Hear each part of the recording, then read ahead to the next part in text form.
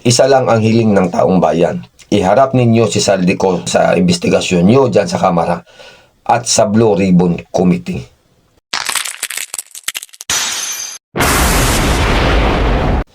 Eto mga boss, masasabi ko dito sa ginagawang investigasyon ng Kamara na walang kwenta itong ginagawa nilang investigasyon. Dahil kung totoo lang itong ginagawa nilang pag-iimbestiga tungkol dito sa Ghost Project at sa mga congressman na na-involve sa Ghost Project na to, dapat ipasupina na nila to. Lalong-lalo na itong si Saldico at si Martin Romualdez.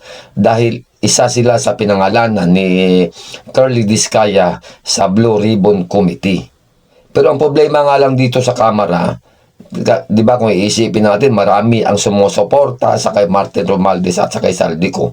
Kaya ang nangyari dito, nang pumutok ang issue ng Ghost Project, pinalabas nila si Saldico ng bansa.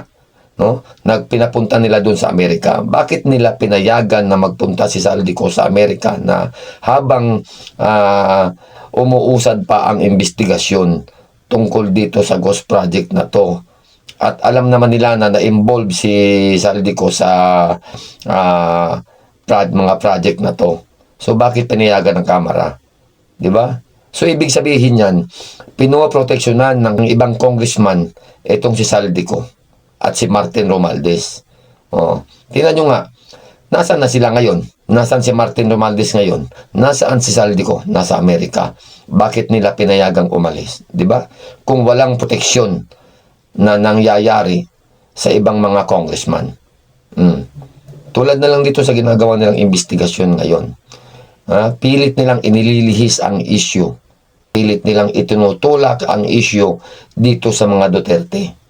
Na alam naman nila na sa bunganga na mismo ni Curly Discaya nanggaling kung sino yung mga congressman na na-involve sa Ghost Project na to at kung sino yung taga-DPWH na mga official ang na-involve sa Ghost Project na to.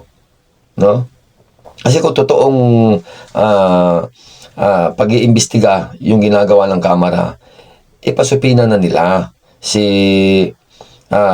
Saldico. Pauwi na nila dito sa Pilipinas para masama sa investigasyon. Di ba? At isa na rin dyan si Martin Romualdez. Iharap nila sa Kamara. Iharap nila sa Blue Ribbon Committee. Kung totoo at walang nangyayaring proteksyon sa ibang congressman. Kasi alam naman natin lahat na maraming congressman na sumusuporta sa kay Saldico at kay Martin Romualdez. Kaya nangyayari ito. Di ba? Kaya nga, isa lang ang hiling ng taong bayan. Iharap ninyo si Saldico sa investigasyon nyo dyan sa Kamara at sa Blue Ribbon Committee. Yan lang. Kung talagang tunay ang pag-iimbestiga nyo tungkol dito sa Ghost Project na to.